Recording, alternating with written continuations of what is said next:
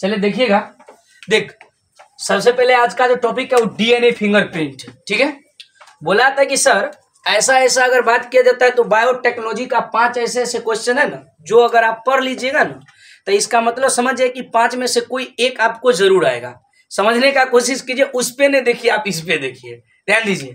बोला था कि सर सबसे पहले अगर बात किया जाता है डीएनए के बारे में, तो मैंने बताया था डीएनए का कोई हिंदी नहीं होता है। यह डीएनए ऑलरेडी डीएनए है, लेकिन फिंगरप्रिंट की बात किया जाता है तो इसी को सामान्य तौर पे अगर बात किया जाता है ना तो हिंदी में इसको कहीं कहीं पे अंगुली छापाकरण लिख के दे देता है। यानी डीएनए अंगुली छापाकरण क्या है, लेकिन सामान्य तौर पे अगर यह क्वेश्चन की बात किया जाता है तो इस क्वेश्चन में यही रहते हैं कि डीएनए फिंगरप्रिंट क्या है। अब सर समझने का कोशिश करते हैं कि डीएनए फिंगरप्रिंट होता क्या है, इसका परिभाषा समझिएगा। कभी कभी 2 नंबर में यह भी पूछ लिया जाता है कि इसका परिभाषा क्या होता है, तो आप कोशिश कीजिएगा समझने का। बोला जाता है कि सर जी डीएनए की विशिष्टता से, यहाँ पे तो हो जाएगा, ध्यान दीजिएगा, डीएनए की विशिष्टता से। विशिष्टता कहने का मतलब कि सर बहुलता, बहुलता कहने का मतलब अधिकता या भारी मात्रा में। बोला था सर जी डीएनए की विशिष्टता के आधार पर, यानी किसी जीवों के शरीर के भीतर के डीएनए की विशिष्टता के आधार पे किसी व्यक्तियों का पता लगाना। यानी कहने का मतलब कि मान के चलिए कि कहीं पे कोई मर्डर हो चुका है, मर्डर हो चुका है तो क्या उसका वहां का जो हत्यारा होगा, जो मर्डर करने वाला होगा, वह वहां पे होगा क्या? नहीं होगा। तब मान के चलिए कि सजी संदिग्ध व्यक्ति बोला, इसका मतलब क्या बोला है कि छुपा हुआ व्यक्ति, यही ना बोला कि छुपा हुआ व्यक्ति। तब बोला था कि सजी संदिग्ध व्यक्तियों का पता लगाना क्या कहलाता है? DNA fingerprint. एक बार फिर से परिभाषा समझते हैं कि सर डीएनए की विशिष्टता से, ध्यान दीजिए इधर, डीएनए की विशिष्टता से या डीएनए की अधिकता से या डीएनए की बहुलता से किसी संदिग्ध व्यक्तियों का पता लगाना डीएनए फिंगरप्रिंट कहलाता है। परिभाषा क्लियर हो गया होगा। बोला जाता है कि सर कभी कभी यह भी पूछ लिया जाता है कि बताइए डीएनए फिंगरप्रिंट करने के लिए यह एक यांत्रिक विधि है जो मशीन में कराई जाती है। बोला जाता है कि सर डीएनए फिंगरप्रिंट को करने के लिए हमें किन किन चीजों की आवश्यकता होती है, यानी घटना स्थल पर से हमें क्या क्या चीज मिल जाएंगे तो हम डीएनए फिंगरप्रिंट को कर सकते हैं। तो सबसे पहले हम ले लिए स्पर्म। स्पर्म कहने का मतलब कि सर जी वीर्य। अगर आपको घटना स्थल पर से वीर्य मिल गया है तो आप डीएनए फिंगरप्रिंट कर सकते हैं। उसके बाद बोल रहा है नेल। नेल का मतलब होता है सर जी नाखून, नाखून से भी मिल सकते हैं। उसके बाद सर जी हेयर, यानी कहने का मतलब बाल, बाल हो।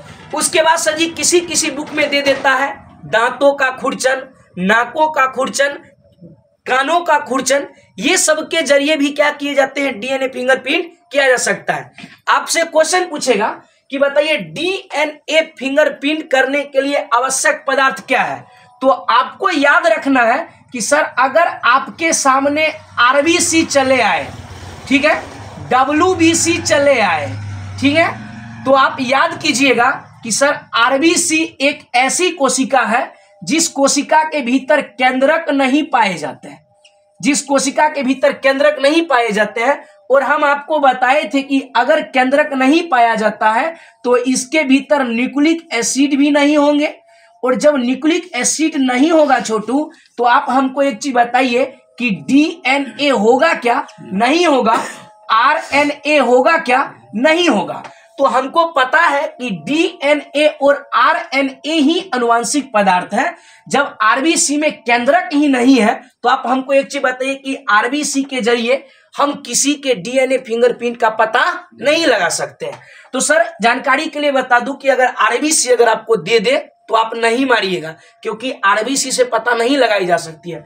दूसरा बोला था सर डब्ल्यूबीसी, जी सर, इसके भीतर केंद्रक पाया जाता है, इसके जरिए आप क्या कर सकते हैं? पता लगा सकते हैं। उसके बाद बोला था कि sir DNA fingerprint, DNA fingerprint क्यों किया जाता है, इसका उपयोग क्या है, इसका उपयोग क्या है? कभी कभी पूछता है कि बताइए डीएनए फिंगरप्रिंट क्या है, इनके उपयोग को लिखें। तो पहले हम शॉर्ट चलते हैं कि सर इसका उपयोग क्या होता है। तो सर पहला जो इसका उपयोग कोई पूछे तो पहला उपयोग होता है कि किसी मरे हुए अवशेष के द्वारा उनके जनक का पता लगाने में। यानी कहने का मतलब कि कहीं पे कोई पुराने लाश, यानी कहने का मतलब कि कोई जीवों का अवशेष मिला है, मानव का अवशेष मिला है, तो उस अवशेष के जरिए, उस अवशेष से डीएनए फिंगरप्रिंट करके उनके जनक का पता लगाया जा सकता है। ये भी क्वेश्चन पूछा हुआ है। तो पहला याद रखना है कि सर जी मृत अवशेष का पता लगाने में डीएनए फिंगरप्रिंट की क्रियाविधि की जाती है, कोई दिक्कत नहीं। दूसरा अगर आपसे पूछे तो दूसरा लिख किया कि सर जी बच्चों के उनके जनक का पता लगाने में। यानी कहने का मतलब कि आप किसी मेले में गए, वहां पे कोई बच्चा खो गया। बच्चा जब खो गया तो मान के चलिए कि वहां पे एक बच्चा है और वहां पे उनकी माता दो है, यानी कहने की मतलब अलग अलग माता। वो माता बोले कि ये मेरा बच्चा है और एक और माता बोले कि वो मेरा बच्चा है। वैसे स्थिति में उन बच्चे को उनके जनक का उचित पहचान करने के लिए डीएनए फिंगरप्रिंट किया जाता है।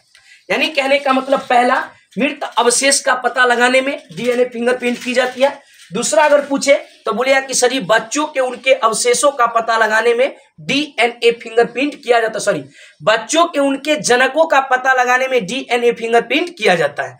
उसके बाद अगर आपसे पूछे तो याद रखिएगा कि सर बलात्कार, मर्डर जैसे घटना में संदिग्ध व्यक्तियों का पता लगाने में, यानी कहने का मतलब कि मर्डर हो गए हैं, घटना हो गया है, कहीं पे एक्सीडेंट है, डेड बॉडी पड़ा हुआ है, तो सर जी उनसे उनका जनक का पता लगाने में डीएनए फिंगरप्रिंट किया जाता है।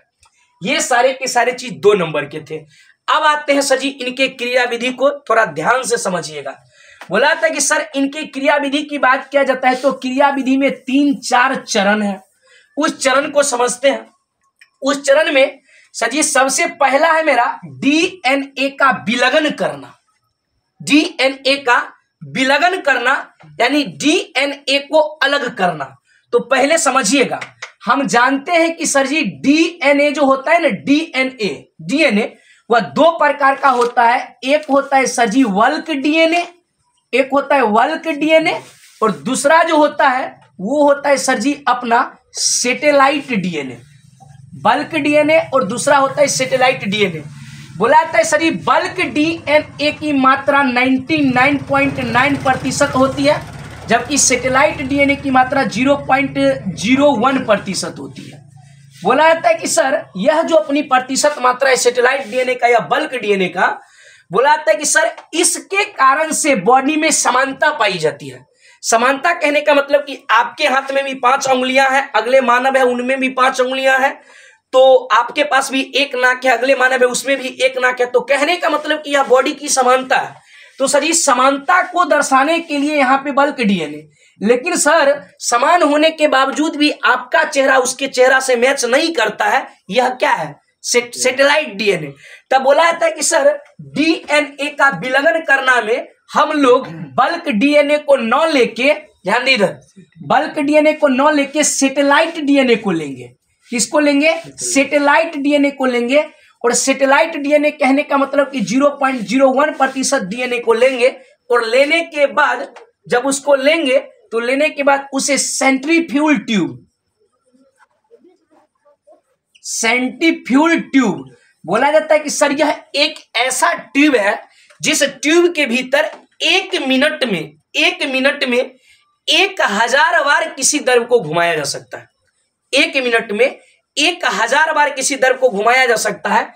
तो बोला जाता है कि सर यह 0.01% जो सैटेलाइट डीएनए है, इसको सेंट्रीफ्यूल ट्यूब में डालकर उसको क्या करते हैं? घुमाते हैं। जब घुमाते हैं तो इसी सैटेलाइट डीएनए में जो अपना थोड़ा सा बल्क डीएनए बचता है, वह बल्क डीएनए ऊपर चले आते हैं और सैटेलाइट डीएनए नीचे बैठ जाते हैं। समझिएगा, दुग्ध का सबसे शुद्ध पदार्थ जिसको अपना लोग नॉर्मल तौर पे छाली बोलते हैं, उसको अलग कर लेते हैं। अपकेंद्रण विधि में जब उसको घुमाते हैं तो छाली से भी एक शुद्ध पदार्थ निकलता है जिसको अपना लोग घी बोलते हैं, और जो थोड़ा सा अशुद्ध होता है जिसको अपना लोग अलग कर देते हैं। तो बोला था कि सर जी इसमें भी ट्यूब के जरिए ओरिजिनल सैटेलाइट डीएनए को बाहर निकाल लेते हैं, और सैटेलाइट डीएनए को बाहर निकालने के बाद सर एक अलग से ट्यूब लेते हैं, और उस ट्यूब में रिस्ट्रक्शन इंडोन्यूक्लियेज एंजाइम को डालते हैं। रिस्ट्रक्शन इंडोन्यूक्लियेज एंजाइम को डालते हैं और रिस्ट्रक्शन इंडोन्यूक्लियेज एंजाइम को जब डालते हैं तो यह एक ऐसा एंजाइम है जिस एंजाइम को आणविक कैंची भी कहते हैं। इस एंजाइम को आणविक कैंची भी कहते हैं। बुलाता है कि सर यह एक ऐसा एंजाइम है जिस एंजाइम की मदद से डीएनए के खंड को छोटे छोटे टुकड़ों में काटा जा सकता है। डीएनए के खंड को छोटे छोटे टुकड़ों में काटा जा सकता है। तब बोलाता है कि सर इसको छोटे छोटे टुकड़ों में काट लिया जाता है। जब काट लेते हैं तो उसके बाद डीएनए का पृथक्करण किया जाता है। बोलाता है कि सर जी इस पृथक्करण में एगारोज ध्यान देना, यह क्वेश्चन पूछा हुआ है। एगारोज जेल का उपयोग किया जाता है जो कि समुद्री घास से बनाया जाता है और एक विधि कराई जाती है जिस विधि को बोला जाता है जेल इलेक्ट्रोफोरेसिस। जेल इलेक्ट्रोफोरेसिस विधि कराई जाती है। अब जब जेल इलेक्ट्रोफोरेसिस विधि कराई जाती है तो इस विधि में 2 इलेक्ट्रोड होते हैं। समझिएगा ध्यान से। बोलाता है यह कुछ इस प्रकार का दिखता है। बोलाता है कि सर जी इसमें 2 इलेक्ट्रोड होते हैं, इसमें भी धन आवेश रहता है, इसमें भी धन आवेश रहता है। बोलाता है कि सर जी यहाँ पे डीएनए का हेलिक्स रहता है और आपको पता है कि इसमें माइनस आवेश, इसमें ऋण आवेश। बोलाता है कि सर इसमें विद्युत धारा जब प्रवाहित की जाती है तो इधर का जो डीएनए होता है वह इधर की तरफ जाता है और इधर का डीएनए इधर की तरफ जाता है, इधर का इधर की तरफ और इधर का इधर की तरफ। यानी कहने का मतलब कि डीएनए का खंड बड़ा हो जाता है, डीएनए का छोटा सा खंड बड़ा हो जाता है।